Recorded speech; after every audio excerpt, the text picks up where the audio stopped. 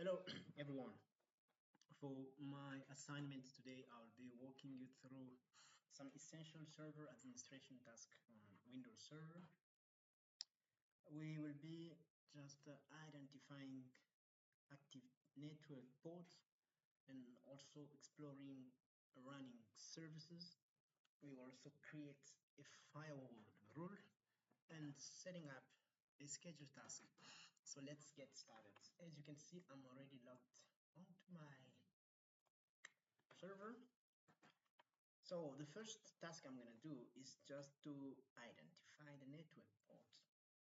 So let's try this one. We need to identify the network port. How do we do that? First, let's find out, sorry for my voice. Let's find our active network ports. I will open the command prompt right here. I'm just gonna open the PowerShell command prompt. As an administrator, I guess just try and make sure I'm opening this as an administrator. Run it as an administrator.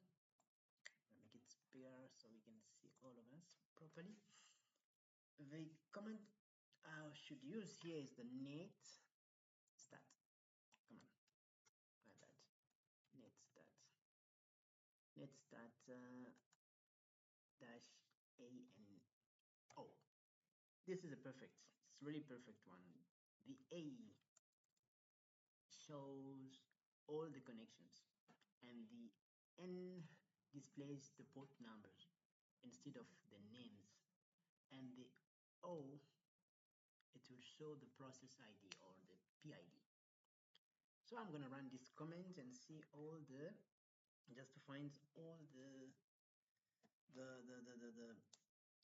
sorry, my voice today is not very good, to show all the connections. Let's run these comments and see what's happening.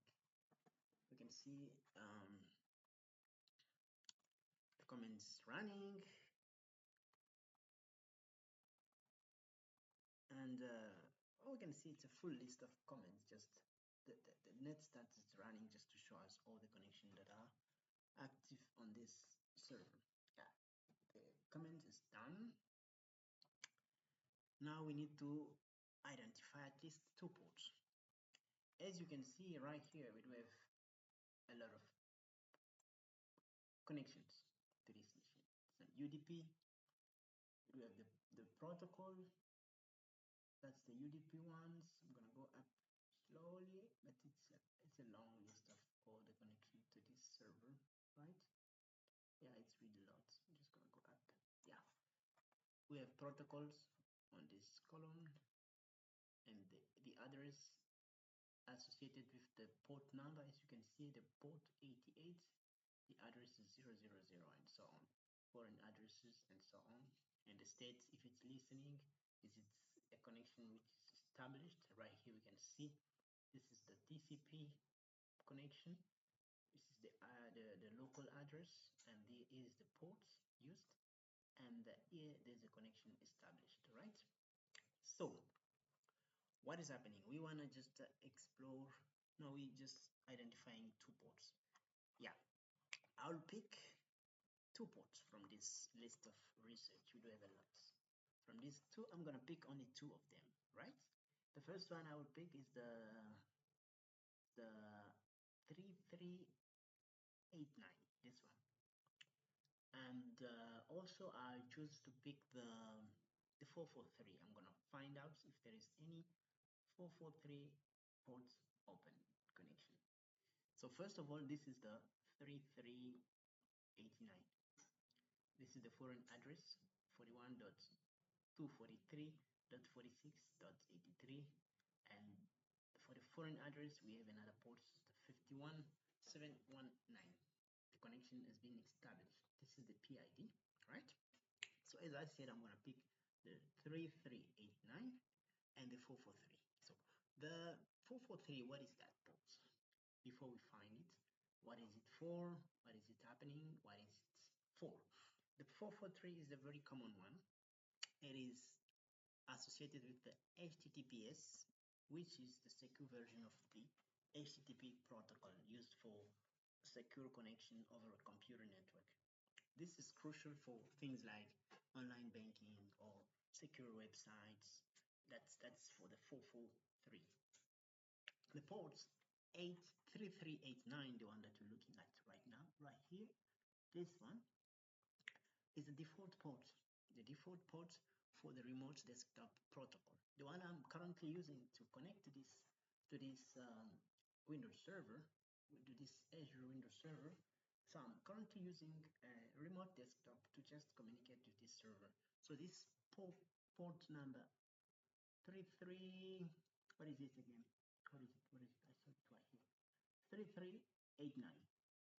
This is the one, the default one for the remote control, the remote desktop protocol, which allows us, me as an administrator, to connect to and control this server from another computer. This is a key administrative tool, right? So as I said, I'll pick only two, the 443 and the 3389. These two. If I just try to search for the 443 connection, I think I can still see it among others. Let's go properly. Do we have it? Should be somewhere. There's a long list of protocols of connections to this server. But those are the ones that I have decided to choose. Just not wasting our times. I will try to explore the running services. But before that, I wanted to find if there is any 443 port number. It's a long list. It's a long list. Go down. I want to see where is the 443 connection established. Somewhere. Come on, John. Slowly. I see the 464. No, it's the 464. No. I want the 443. Where's the 443? HTTPS type of connections. Go down again. Oh, it's a long list. I'm sure it's somewhere, but just a matter of finding it. Where is it? Already seen the RDP1, the 3389. Now I want to see if there is any 443. But it's also one of the ports. Just gonna run the command again and see if I can find the 443. Other than that, yes, that's a kind of protocol. The 443 is for the common one associated with the HTTPS, and the 3389 is the default for the RDP, the remote desktop control, remote desktop protocol. Second part of this show, I'm gonna go and try to explore the running services. So how do we explore those ones? Let's look at what are the running services. I'm still gonna use the PowerShell. The commands to get all the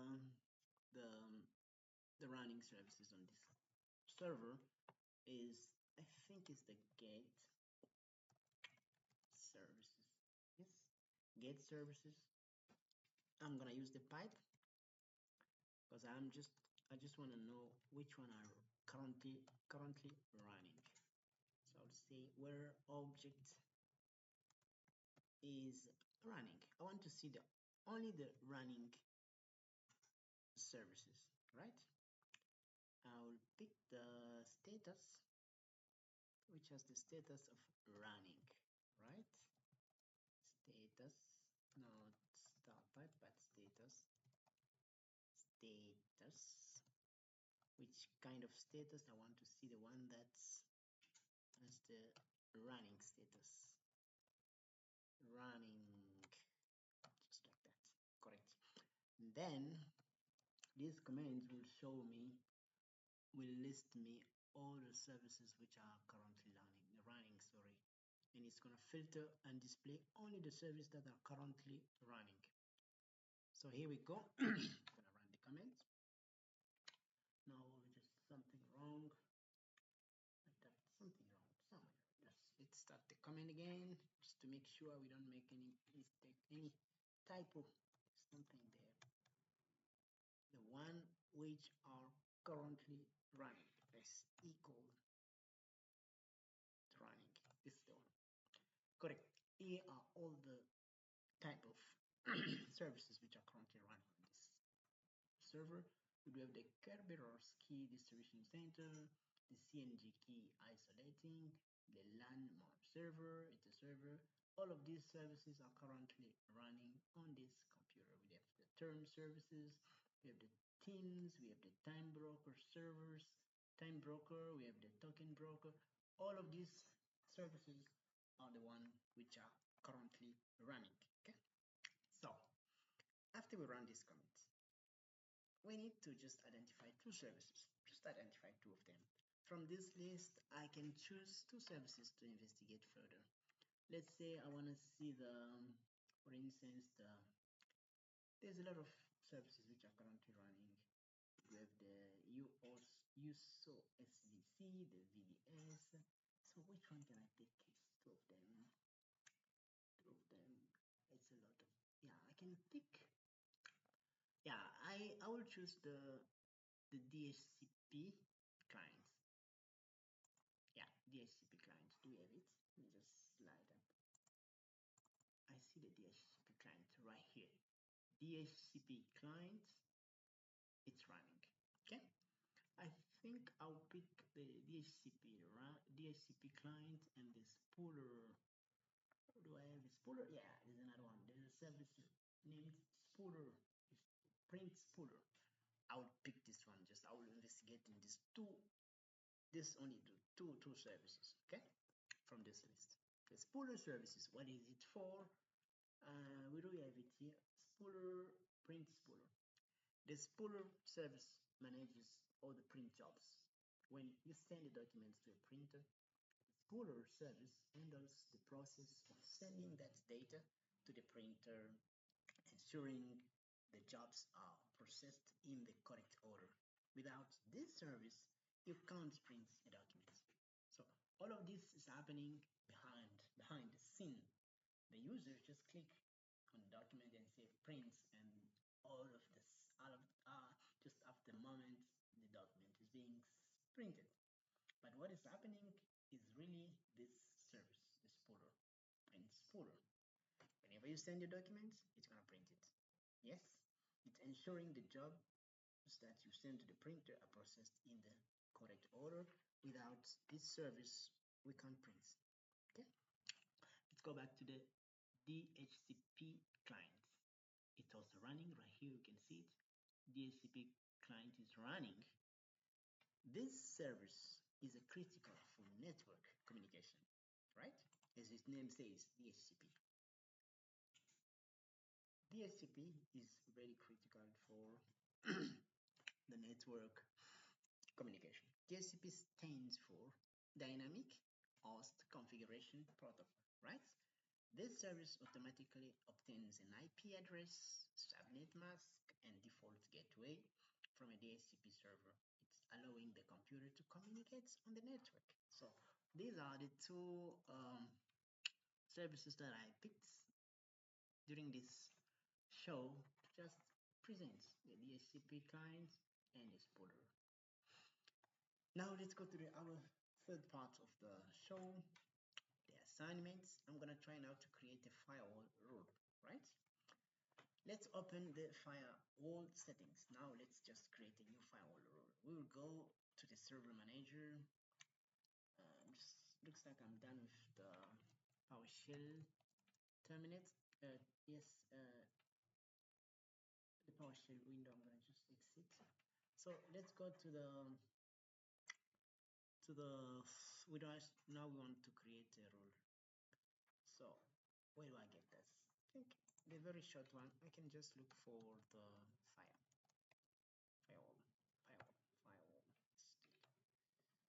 firewall, firewall. create a rule.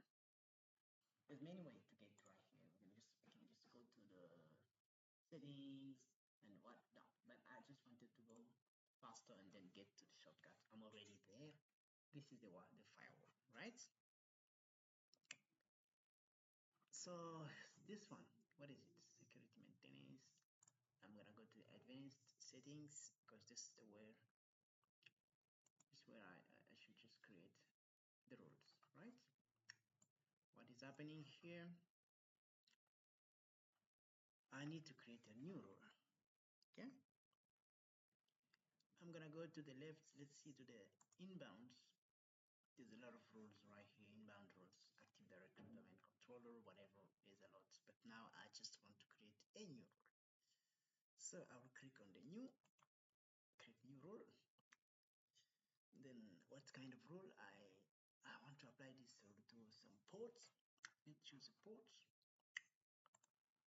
Rule that controls connections for TCP and UDP ports. Okay. And then specify, should I have a rule? Let's go to the next step. I will specify the port number 50,000.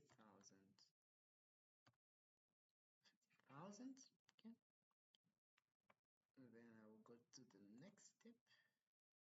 Now leave it like this just to allow connection.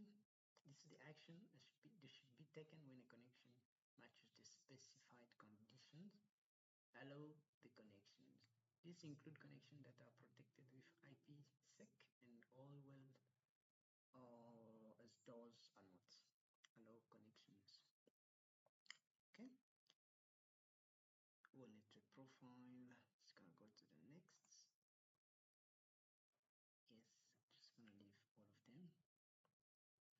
Domain, private, and public. So this rule will apply when a computer is connected to its corporate domain. This is domain.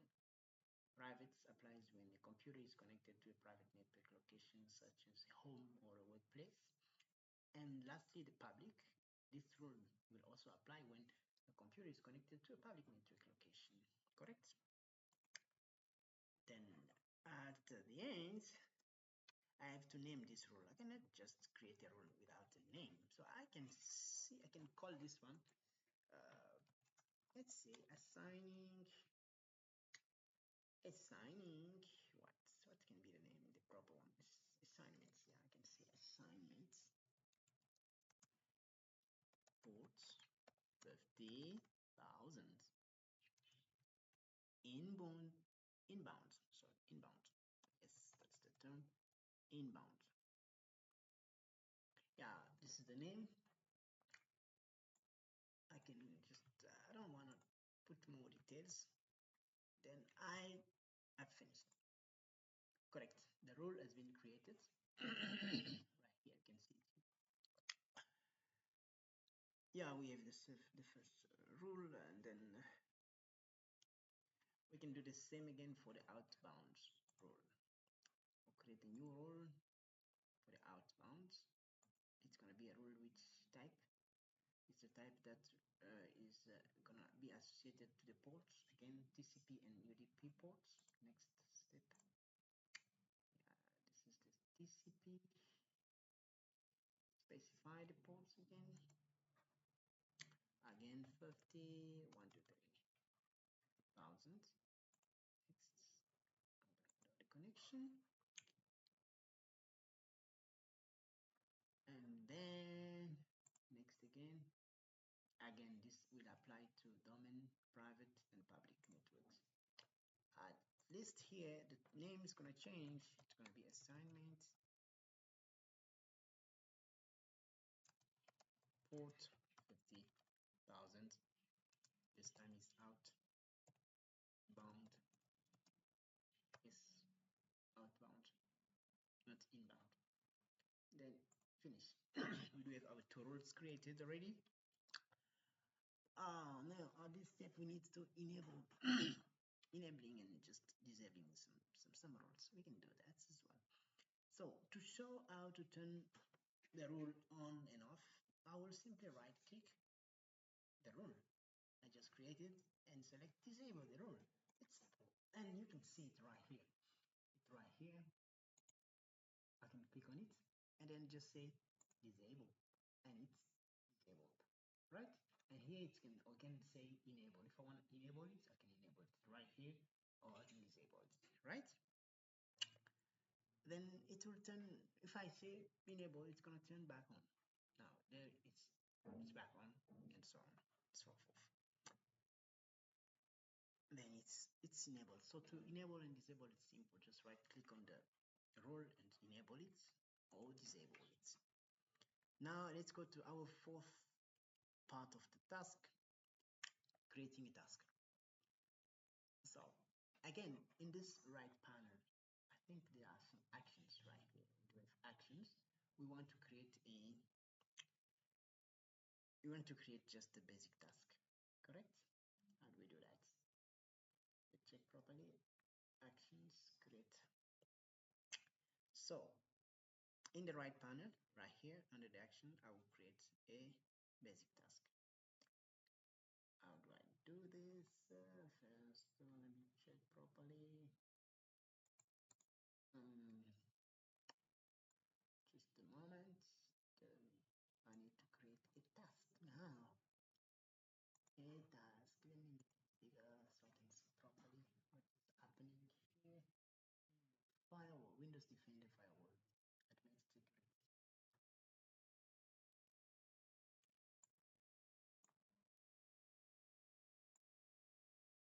All right.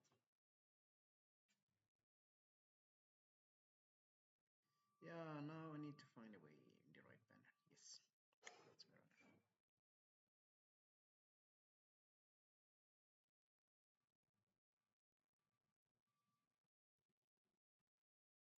Hmm.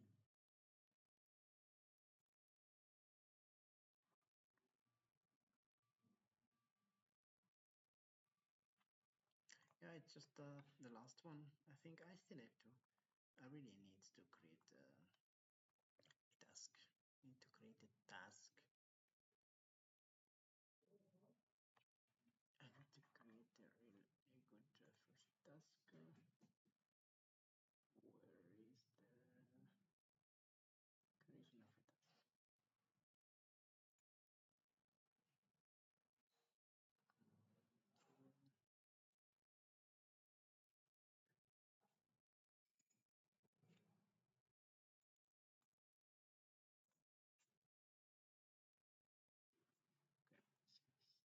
select this one first.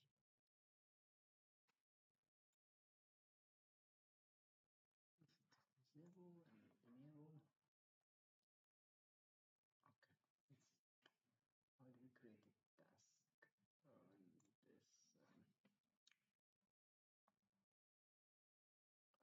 Copy. I need to create a task. I'm kind of lost a little bit, to be honest. The role of outbound is inbound one. I created two of them. I created two roles, the inbound and the outbound. So I need outbound. Where's the inbound? Okay, inbound is right here. Inbound, export, refresh, and enable, cut, copy, delete. Oh, what the forward.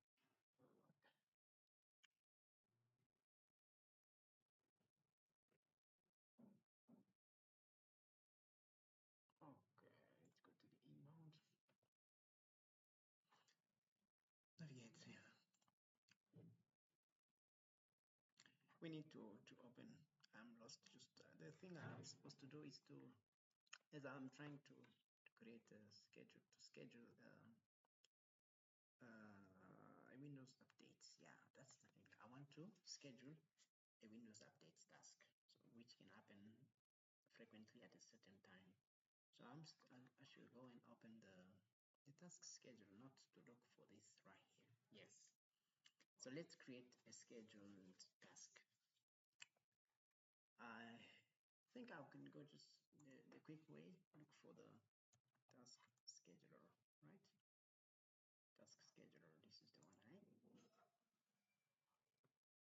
Okay, we are in the task scheduler, and then I'm gonna create the basic one. It's gonna create the basic tasks. I'll create just the basic one, just give it a name. You can call it daily Windows. Yeah, it's daily Windows updates. Check. You can call it like this. And then next,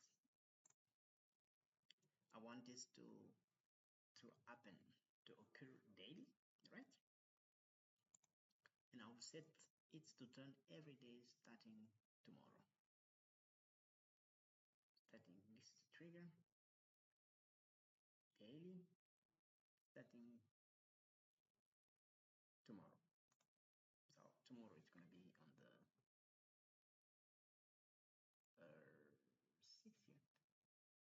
Starting tomorrow, it's gonna happen at 6:45. Yes, this is what is gonna happen. So I will set this to run every day starting tomorrow, and requiring every one day.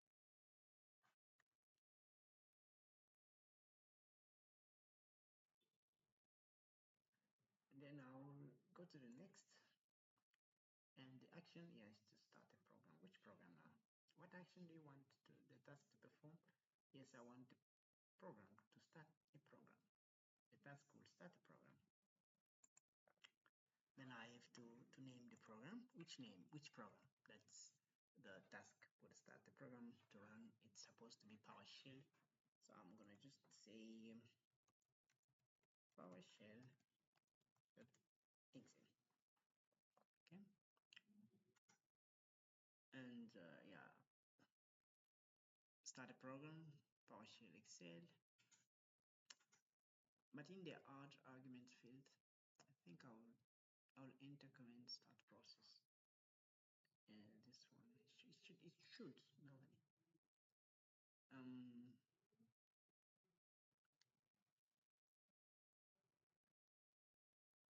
Yeah, it's supposed to start a program. I would say start. Let's see, start process. Yeah, I do have this comment in a notebook. I think just to not messing up something, I'm just gonna copy this comment and then paste it right here. Otherwise, this might be okay. So the command is, let me just show the command. Command is start process Windows Server. All of this is the command that will occur. So this command uses the PowerShell to execute the Windows Updates client and also initiate the check for updates. Then from here, I will say next and finish. That's it. That's it. The task is now created, and this task will run daily to check for updates, for Windows updates. That concludes our walkthrough. We've successfully identified network ports and services. We've successfully created a firewall rule and also scheduled a daily update check. Thanks for watching. So I'm going to just close all of this.